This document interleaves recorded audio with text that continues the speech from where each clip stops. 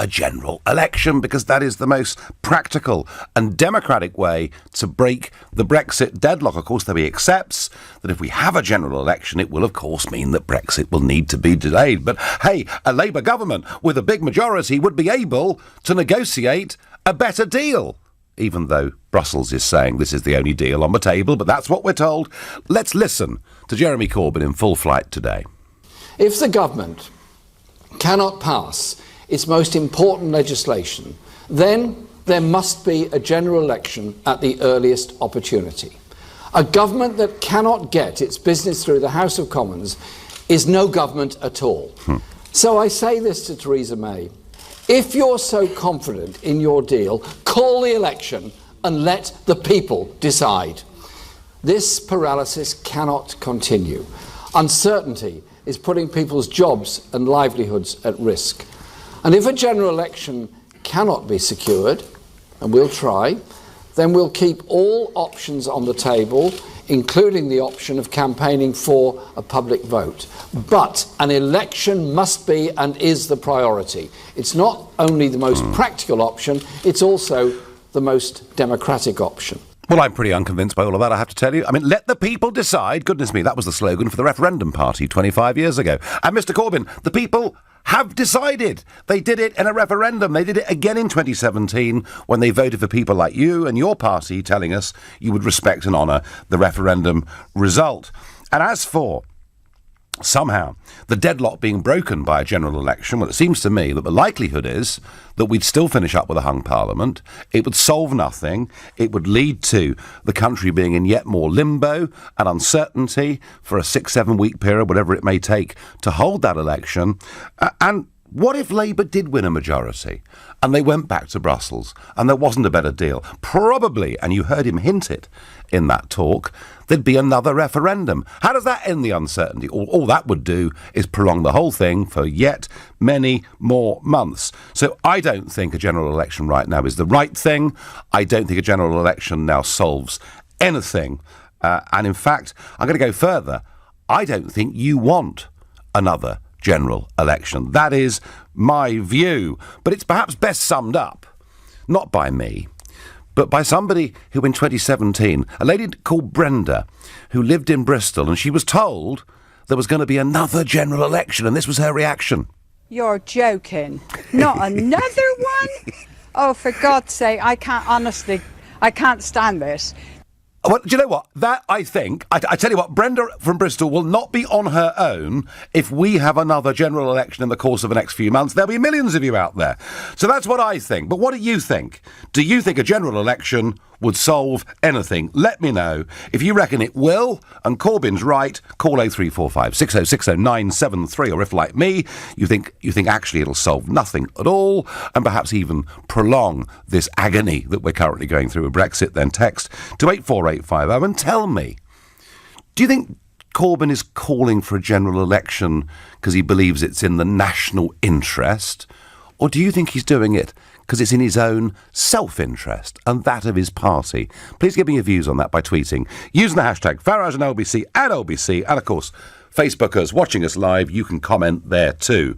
Will a general election solve anything? I don't think so. What does John in Maidstone think? Good evening, John. Good evening. I don't think it would solve anything, but I do think Labour would potentially win a general election if there was one, and here's why. I'm a Conservative voter. I voted to leave the EU, and I'm devastated in the current state of affairs, if you like, of not leaving ultimately. And so I would say that if a general election did come up, I probably wouldn't vote. I wouldn't vote for Conservative. I wouldn't vote for Labour. And I believe that there are people out there that probably would do the same. John, I agree with that. You mentioned before that you wouldn't vote. You said that before yourself. And I think there are millions out there that wouldn't because they're giving up the whole system. And that leaves the door open for the likes of Jeremy Corbyn, who has been straight from the start. This is what we want and this is what we're going to give. And I reckon he'll have the millions of voters that would probably vote for that. Well, John, I think mostly Remain. I think your position, and I think there are millions of Conservative voters out there saying, do you know what? We have been let down like a cheap pair of braces, and we will not on a rainy Thursday evening, walk down to the local primary school to scratch on a piece of paper with a pencil our choice. But equally, John, there's quite a history in this country of people not liking what they see as unnecessary elections being foisted upon them. That was part, I think, of what hurt Theresa May back in 2017. We don't like unnecessary elections, and we often punish people that call them. It's possible, John, and I think it would still be a hung parliament. But hey, let's take your premise. So, Labour get a majority in the House of Commons. You think that may happen? Would that solve anything as far as Brexit's concerned?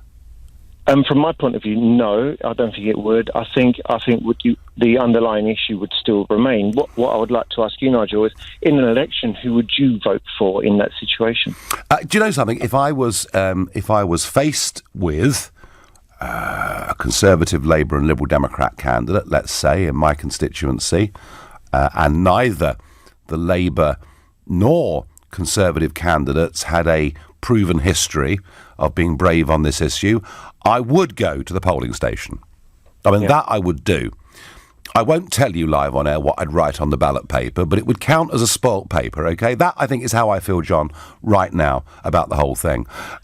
Maybe there'll be another choice that comes along, I don't know. But right at the minute, I would spoil a paper. John, we'll see, but you're one of the disenchanted millions. Miles is a new caller from Cambria and Surrey. Good evening, Miles. Good evening, Nigel. How are you? I am well, but I'm unconvinced by Mr Corbyn's arguments. Yes, so am I. To be honest with you, I think I'm just embarrassed now with everything that's gone on through Brexit. I don't think it matters whether you're pro-Brexit or pro-Remain. I just think the way that everything has been handled is an absolute disgrace. We're not doing ourselves any favours internationally. And I just don't think another election would help anyone because nothing seems to ever get cleared up or move forwards. And Miles, can I ask how you normally vote in general elections? I've voted Conservative to now, but I feel unable to do that in the future, and I certainly wouldn't vote Labour. Right. So you would just stay at home? I really don't want to do that because I think it's a privilege to be able to vote, and I think everyone should. But I would have a real tough time at the moment thinking who to vote for sensibly. Interesting. Miles, I tell you what, there's a lot of people thinking exactly the way that you do. Thank you. Gosh, if there is a snap spring election, late winter spring election, it could be the lowest turnout in modern times. I think it's pretty likely, actually. I get from Steve from Telford, what is the point of a general election? Do we vote for a party that doesn't want Brexit or the other party that doesn't want Brexit? I don't think an election will solve anything. All I want is a no-deal Brexit and to get out of the EU, says Steph. On LBC, Fluffy says to me on Twitter, I agree with your view, for once. Thank you. No one wants another election. We voted. The problem is that none of the politicians want Brexit, and the people do. The House has to give in to the people. Well, in the end, if the view of the people holds steady or grows, they will get what they want, but it may take a very long time. I wonder whether someone's going to disagree with me and tell me that an election will solve absolutely anything. Come on, you Corbynistas. 0345 6060 973. Tell me your man has got this right. I'm off to Exeter to speak to Rudy. Good evening, Rudy. Good night, nice to speak to you again. Good to speak to you again. So, Rudy, you follow these things closely, I know, because we chatted before. What would happen, do you think, in a general election? Well, I think it's pointless because both of them don't want us to leave the European Union. So what's the point? Either party are not going to give us what we want. And I suspect, Nigel, that if there was another general election, because we've already been stitched up on Brexit, most people aren't going to go out and vote. I think... Because they think, what's the point? No, this is a very, very common theme. But if there are more Conservatives disenchanted over Mrs May's Brexit betrayal, could that possibly allow Corbyn to sneak in with a majority? Oh, it could, because it's like I had a meeting with my local MP, and everyone in the room over the deal that Mrs May wanted to put forward said they didn't want it, and she said she was going to back it, and she's not even listening to her own constituents because it's not in her interest. There's a big old disconnect there, Rudy, isn't there? Definitely. No question about it. And I just think that all this is going to do is just going to cause more and more disruption, and people are going to get more dismayed, and Yes. people are just not going to even bother with it. I think that's right. I think a general election, far from being the most practical solution to break the Brexit deadlock, as Corbyn suggested, would probably do the opposite. Rudy, thank you. Here we are. David says it's critical that Labour state they are the official opposition to the government by becoming the Remain party. Otherwise, there is literally no opposition party and a general election is pointless.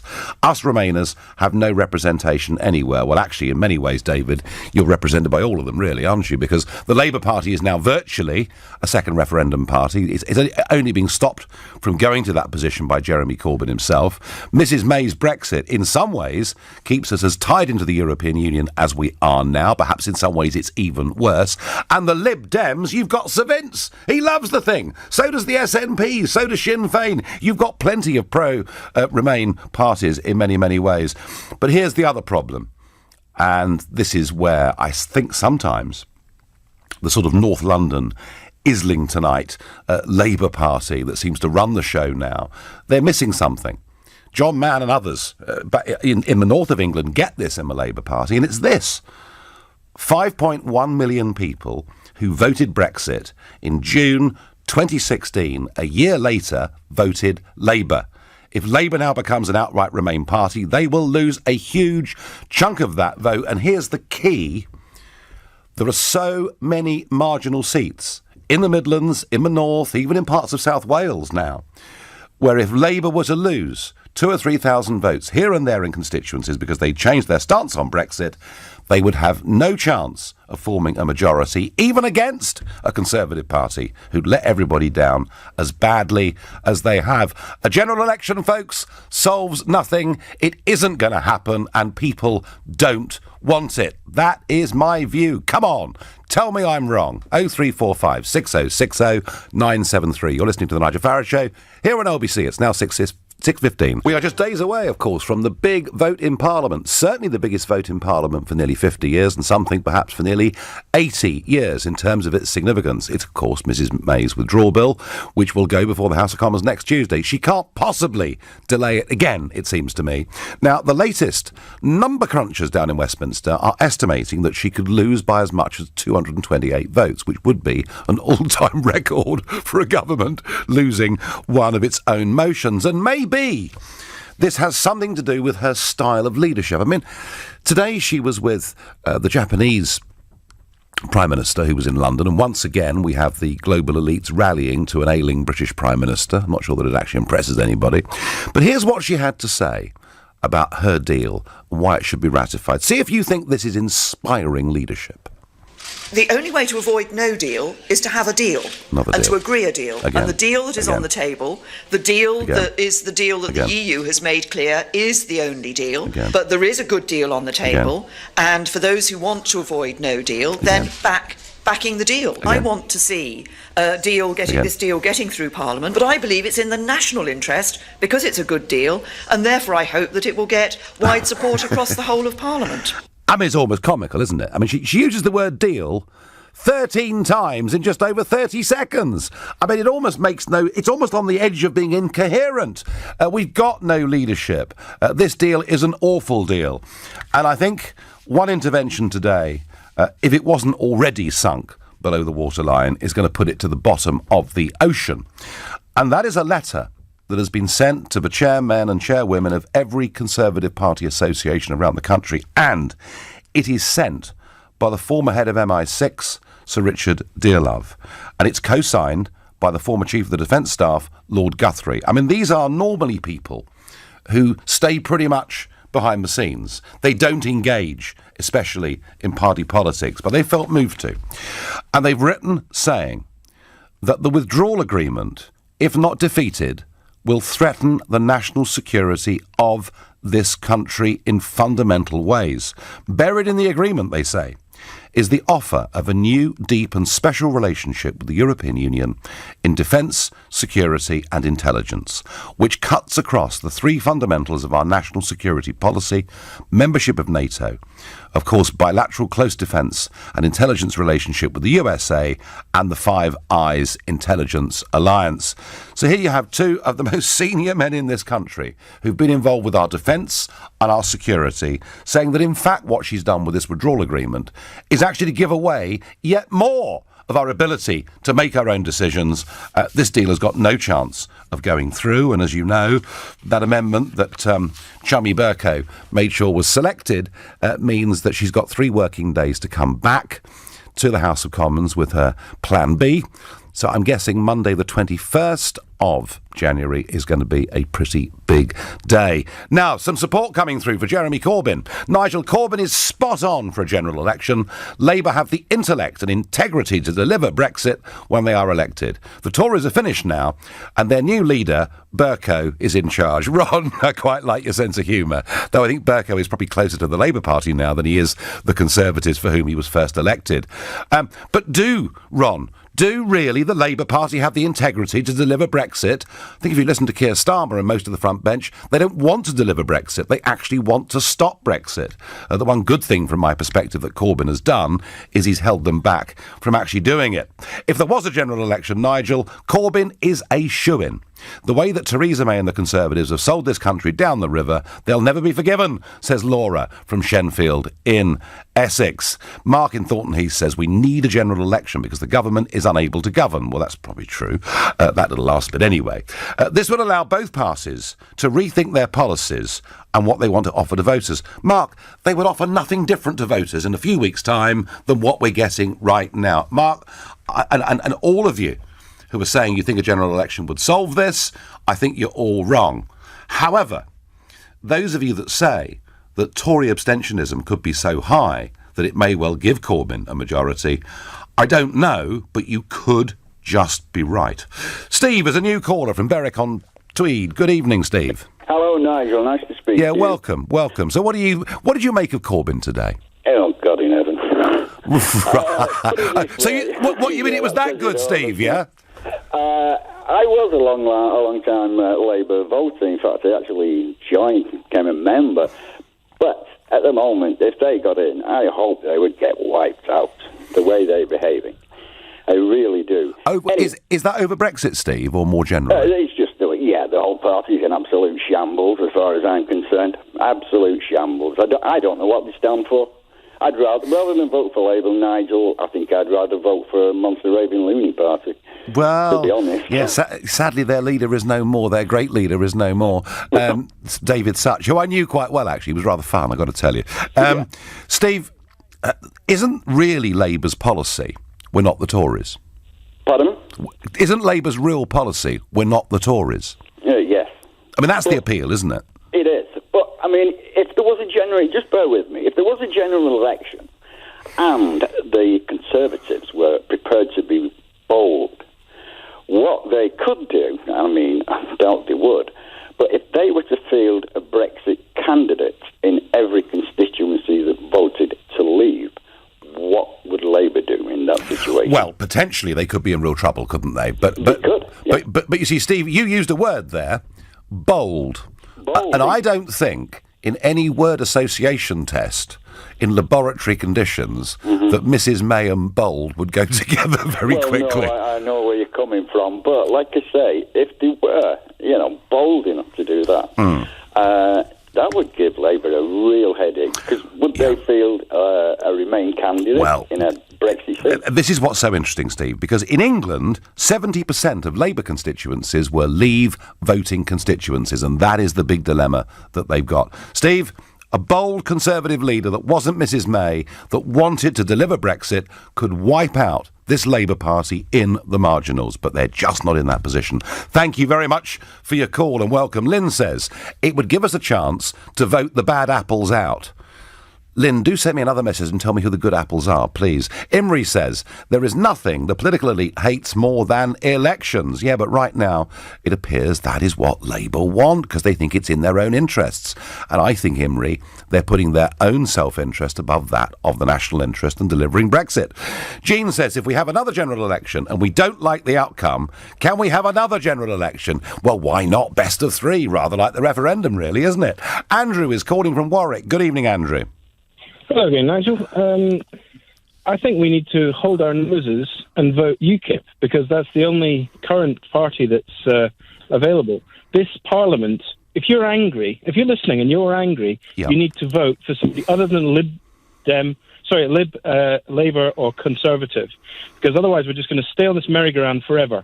People get the government that they deserve, and if they continue to vote like sheep, to vote tribally, we're going to get the same thing. This Parliament needs an enema, and the only way to administer that extremely unpleasant enema is to take these career politicians and end their careers.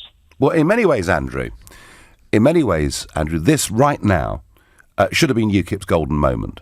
You know, UKIP managed in 2014 and 2015, across those two elections, a total of 6 million people voted for UKIP. If those people were rallied together right now, add a few on the top, you might even get UKIP beginning to break through the difficulties of the first-past-the-post system. But Andrew, forget my personal feelings about UKIP and what's happened, very sad personal feelings about UKIP and what's happened. I think the reality of where UKIP is now is they wouldn't even be able to field many candidates. Well, that's certainly true. I mean, to be fair, as far as the way that they've the direction they've taken, I mean, the NEC did overrule Jared Batten's bright idea to try and wear Tommy Robinson some sort of hat, and they've been told over and over again that he's just unfortunately politically toxic. There's no reason why they can't take the good of what some things that he's trying to do without actually having to staple him to the mast. Well, Andrew, the number of angry emails I sent. Maybe I'm wrong, Andrew. Maybe I've got this completely wrong. But I think that UKIP's brand has been very severely diminished over the course of the last few months. And I think organisationally, they're just not... I don't believe organisationally they're in a position to put 650 candidates into the field with a coherent policy manifesto and campaign. Andrew, if I'm wrong, I'm wrong. But I sadly don't think I am. John is calling from Portsmouth. Hi, John. Hi, Nigel. How are you doing? I'm doing well. Now, come on, tell me a general election will solve all of our problems.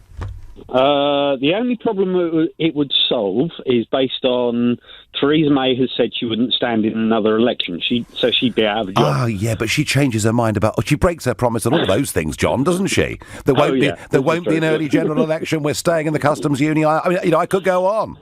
Yeah, and this is very true, but we can but hope.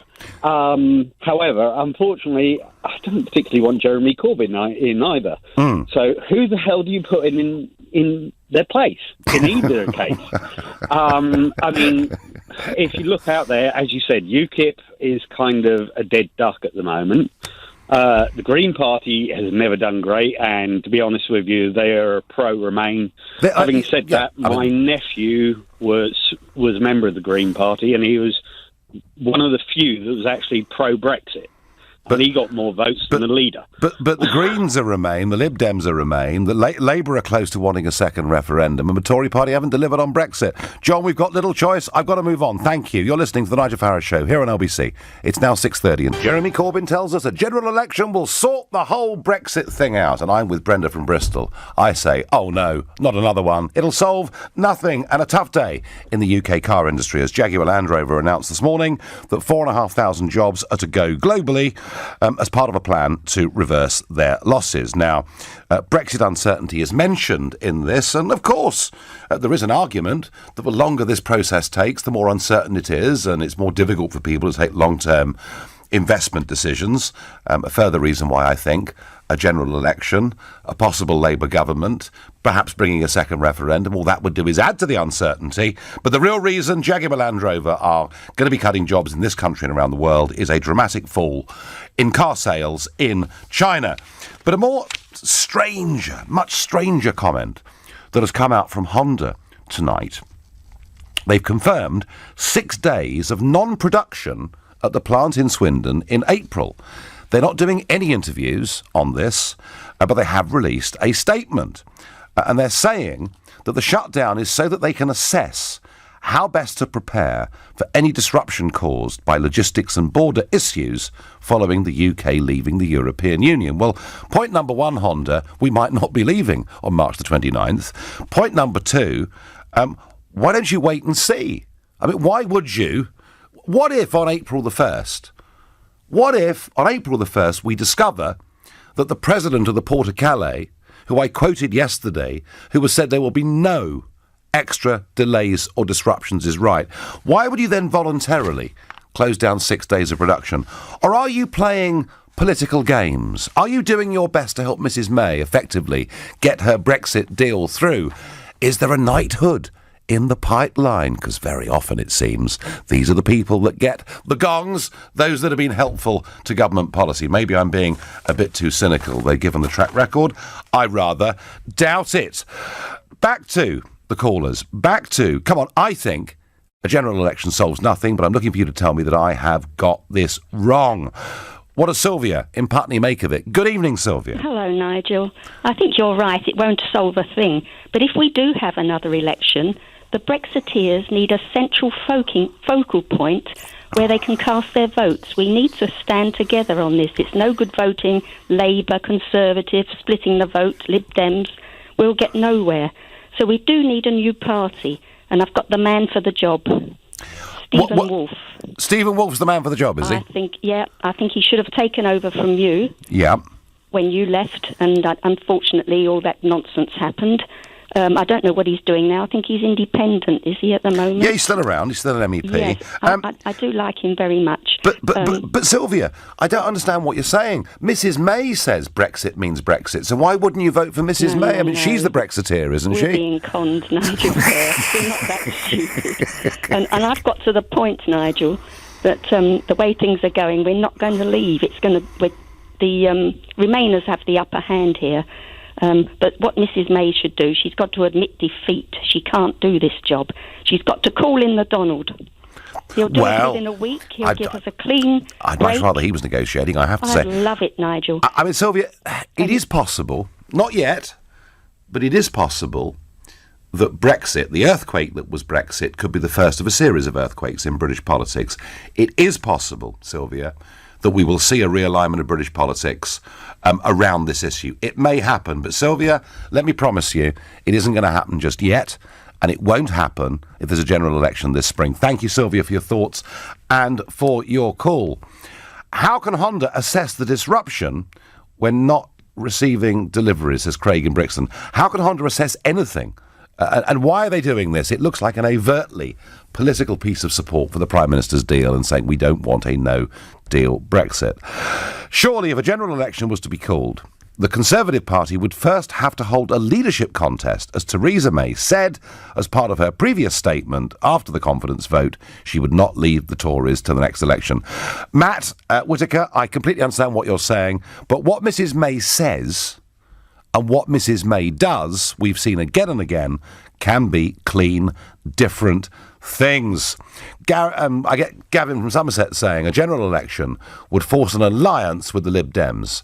Hence we can expect Corbyn to proclaim a second referendum. And I thought in many ways Corbyn came closer today to advocating a second referendum than he has perhaps at any point in previous time. And Labour are on this journey towards becoming, you're right, a Lib Dem style Remain party, but there's a real problem there with 5 million of their own voters. Robin is calling from Whitehaven in Cumbria. Robin, will an election solve anything? I think the general election is the only way we can restore parliamentary democracy back to the House of Parliament, because at the minute what we've got factions and splinter groups of each party because they're all at it. So I think we're governed by parliamentary democracy in this country, and that's the only way we can restore democracy to its rightful place is by a general election. And then, because at the moment we've got MPs who aren't following the will of the people, you'll be the first to admit that. Now, those MPs should go back to their elect constituents and be honest with them where they stand on Brexit. Now, I also thought, Nigel, you'd be the first one in another election. How many of you stood for Parliament so far? I don't know. I was elected 4 times to the European Parliament, Robin. That's all I can remember right now. But what would it solve? What would it solve, Robin? Well, I think you've got to... At the minute, we have... you're saying there are factions there, right? You're saying there are factions there. How would this... hang on. How would this election stop those factions being there? Well, the MPs would have to go back and be honest with their constituents. Would they? That's the old top and bottom of it is now. We have MPs who aren't following the will of their constituents. But Robin, in 2017, 85% of people voted for MPs standing for parties that said they would deliver Brexit, and it hasn't happened. So why on earth would we believe them again? Because I think people would realise, and there'd be a lot more scrutiny on MPs. You know, whether you voted Leave or Remain, at the minute, Parliament is a shambles. It's an absolute... We have a Prime Minister who has been taken hostage by parts of her own party, parts of the other party, parts of the DUP. We do not have any leaders in this country at the minute. Parliament is a laughing stock around the world. So how, again, Robin, I say to you again, how would a general... I mean, I agree with you, by the way, in many ways, but how would... There are some good people, but not many. How would a general election solve that? Because I would hope that those MPs who don't listen to the electorate and their constituents, I would hope they don't get voted in. Well, I would hope so too, Robin, but I tell you something. With our electoral system... 2/3 of seats in a general election, even when you get a dramatic swing, stay as they are, because the slightly poorer areas vote Labour and the slightly richer areas vote Conservative. And that's the way it's been for the last 100 years, and it's very tough to change it. Can I just say this, Nigel? Right? The position we're in now, there's no way out of this, because the DUP don't like the deal. So let's say, for instance, May's deal gets voted through. The DUP have got the power to collapse the government. So we will have a general election. They've got the numbers that they need to collapse the government. There's one other solution. There is one other solution, Robin, isn't there? Which is the government. The government stays firm on the legislation, the EU Withdrawal Act, and we leave on the 29th of March. That is perhaps the solution, and maybe that's the only way now that Brexit can actually be delivered. But I've heard Conservative MPs saying that they will, I don't know the term, well, I think I've heard it anywhere, I've read somewhere, that some MPs are threatening to resign the whip, so does that mean that the MPs will leave the party and be independent? Well, until the next election, probably, when they'll try and wheedle their way back. Robin, I wish I shared your optimism that our electoral system and our voters would be discerning enough to get representatives there in Parliament for the views of their constituencies. I just don't believe our system lends itself to that. But I admire your optimism, and I thank you. Reese from Manchester says, as a Labour voter, I'm disgusted by Corbyn today. Why doesn't he just come out and say he wants to remain? If he says he wants customs union and single market access, that is what he says. Does he think people are stupid? I voted for Brexit, and I want a no deal or free trade deal. Yeah, well, that's how many of us feel, Reese. And you are one of 5 million people who voted for Corbyn and voted Brexit. So this issue, we hear constantly about these massive splits within the Conservative Party. Seems to me the Conservative Party are split in Parliament, but quite united out in the country, and that Labour are relatively united in Westminster and deeply split out in the country. That's my assessment.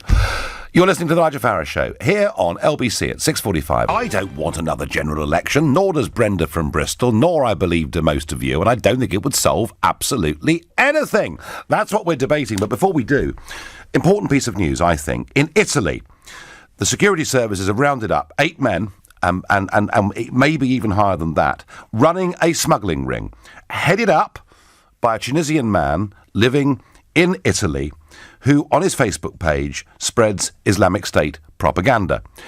It is believed by the authorities that he was running an operation to smuggle Islamic terrorists into mainland Europe, posing as asylum seekers or acting as illegal immigrants.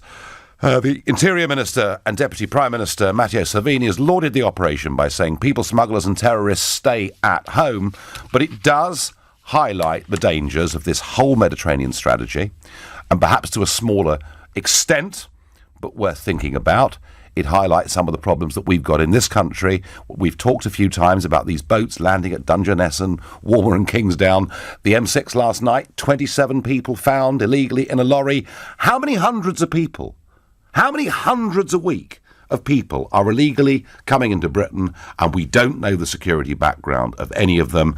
And it's this same argument about controlling borders in an attempt to make your country safer that has led directly to this standoff that is going on between President Trump and leading Democrats. And some people find this subject difficult to talk about, uncomfortable. They don't like it. But believe me, folks, this is the issue that is going to dominate our politics for many years to come. Border control and a feeling that we've got to try and make ourselves, if we can, a little bit safer. Anita says on Facebook, we had a referendum.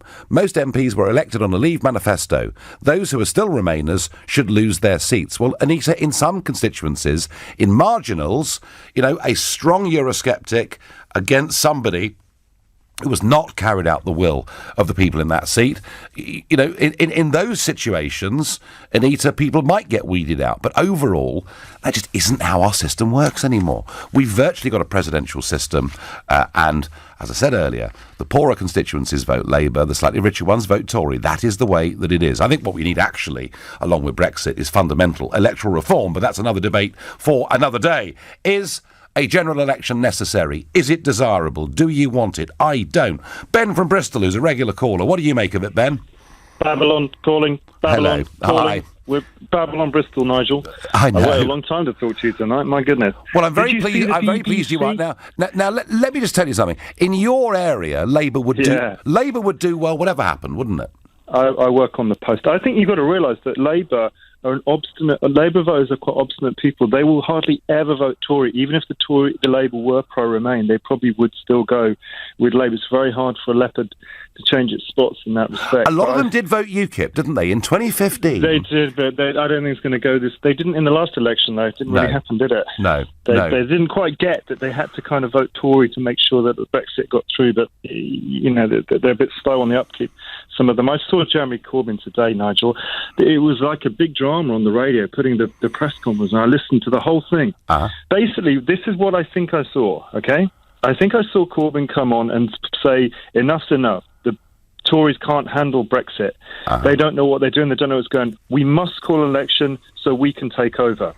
Then they asked the questions, the press questions. And the first question, which you saw it was, what is your Brexit policy? Did you see what he said? Well, he said, we'll kind of figure that out. We'll sort of figure that out. And what is this craziness? No, I mean, it's just unbelievable. No, the Labour policy, Ben, is we're not the Tories. That is what the Labour policy is. He basically said we're going to try and figure we'll rustle something up. Yeah, it's a very good way of putting it. So, Ben, a general election would solve nothing. It would solve nothing, but also Labour, we can't. I don't think the country can take another year of negotiations. And also, how can you go into a negotiation? Corbyn says he won't have no deal. He's going on about we can't have no deal. So your negotiating package. By the way, did you watch the BBC at Christmas? They put out the most brilliant pro-Brexit propaganda, and they didn't even realise they'd done it. What was that? What was shipped down with those bunnies? No, did you see them? They were all going out of the Warren. No, and they were saying, "No, we got to stay. We got to stay. We got to go to this one."